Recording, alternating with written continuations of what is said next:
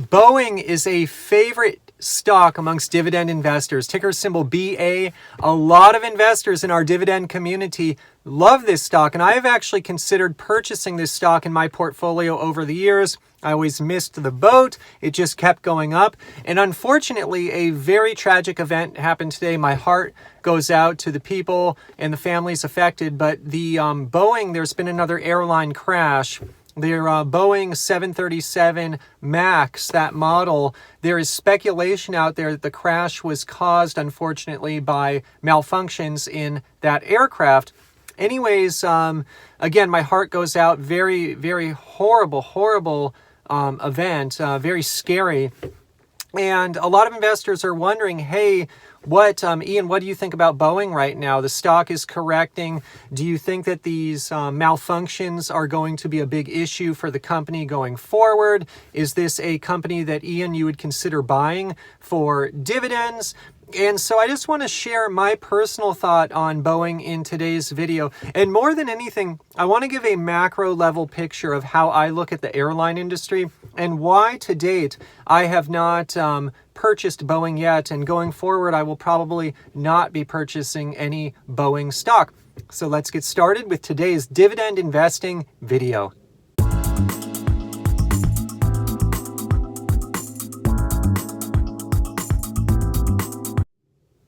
So I am in the field again. This is a real-time video. I had some meetings today in downtown Palo Alto, and so I decided to take a break here at Stanford University, my alma mater.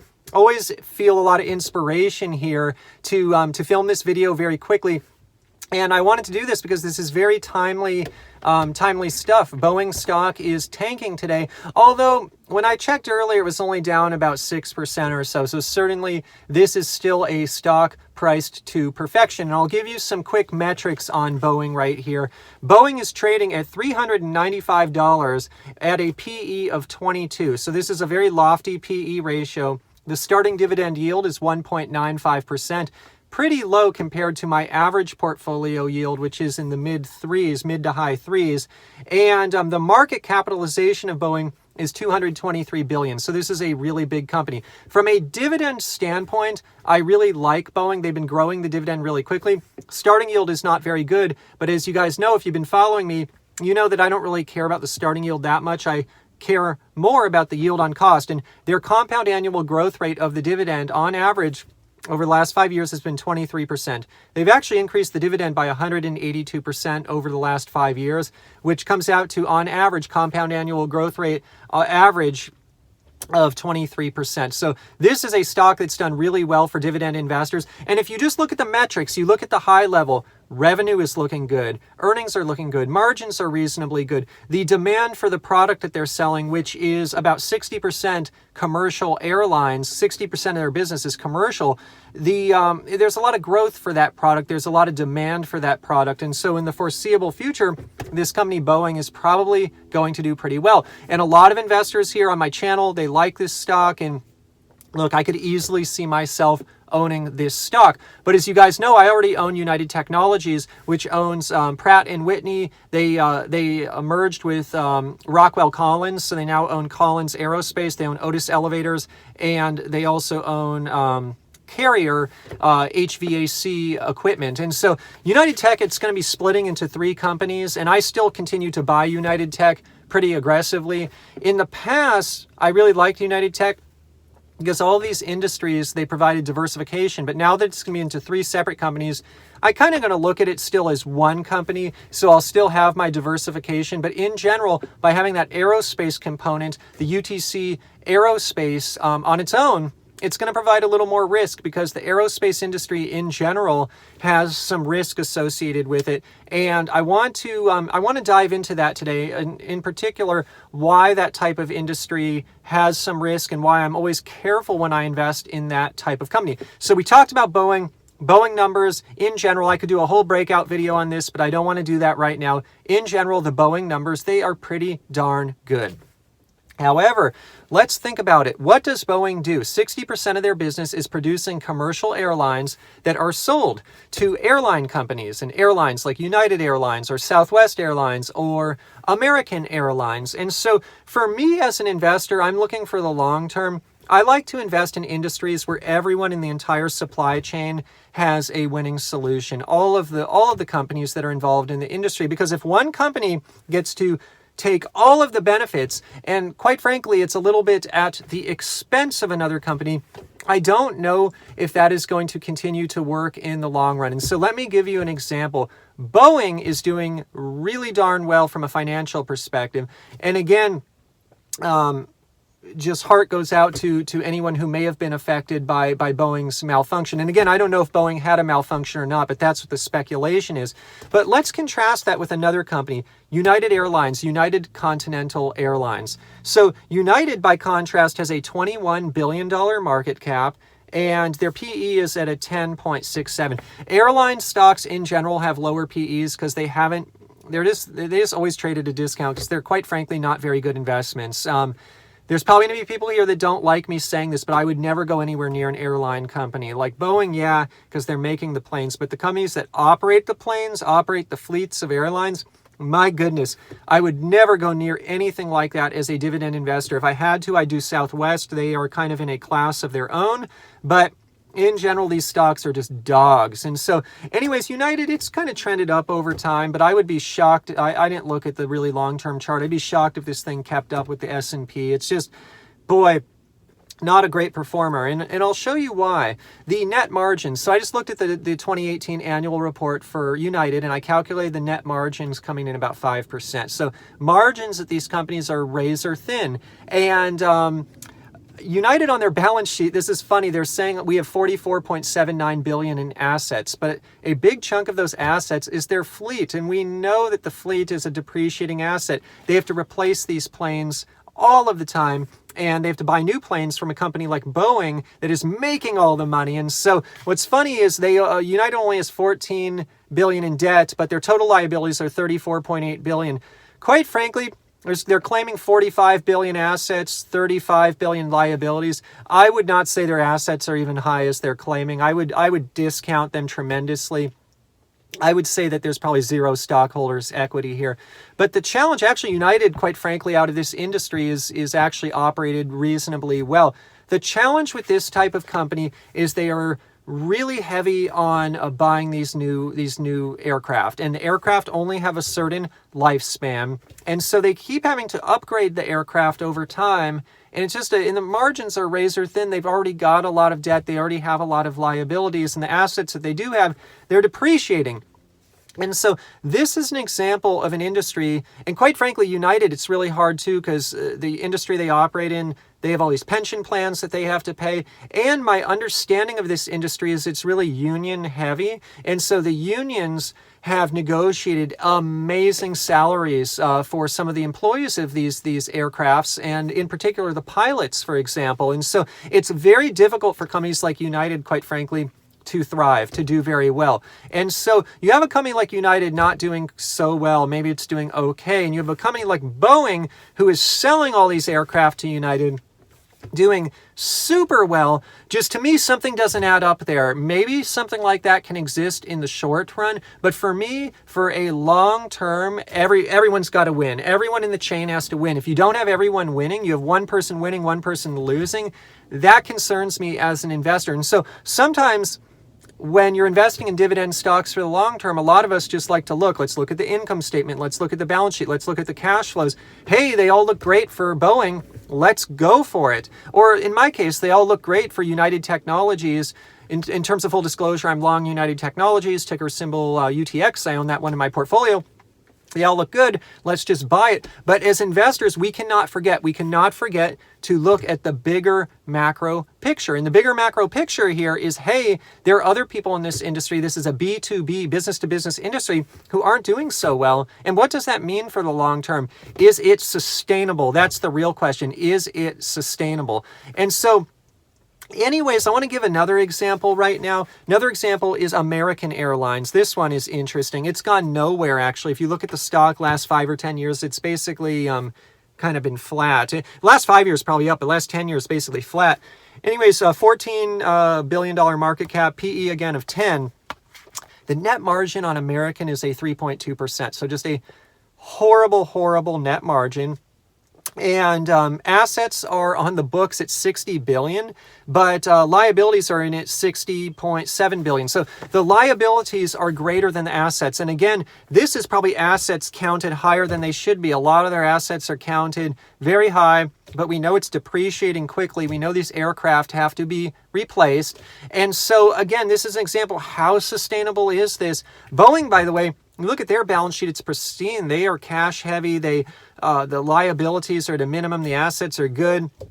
Margins are reasonable. Revenue's growing. So you contrast that with something like the company they're selling to, American, and it's just so interesting. It's so interesting to see the difference. And so this has me concerned for the long term. But again, I'm not trying just to pinpoint this on Boeing. I would say I face this in my United Tech as well. But historically, United Tech has been able to mitigate that risk by being diversified with HVAC equipment, with the elevators as well. Going forward, it will be 3 separate companies. So my UTC Aerospace company, the pure play aerospace one, it'll face some of these similar challenges as Boeing, quite frankly. But it's something I just need to be aware of, eyes wide open, not to over allocate to an industry where not everyone in the chain is winning. Now, if there was one company winning, I would say maybe Southwest. They have a $28 billion market cap, PE of about 12, and they have a 16% net margin. This is what's funny. Such a different business model. You don't have an assigned seat. They just do these kind of regional flights, and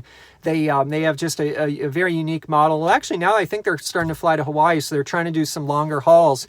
But net margins at 16.5% versus 5% for United and 3.2% for American. Quite frankly, some of this might be the legacy stuff too, like the pensions and the union stuff. I imagine the union stuff, though, affects Southwest as well.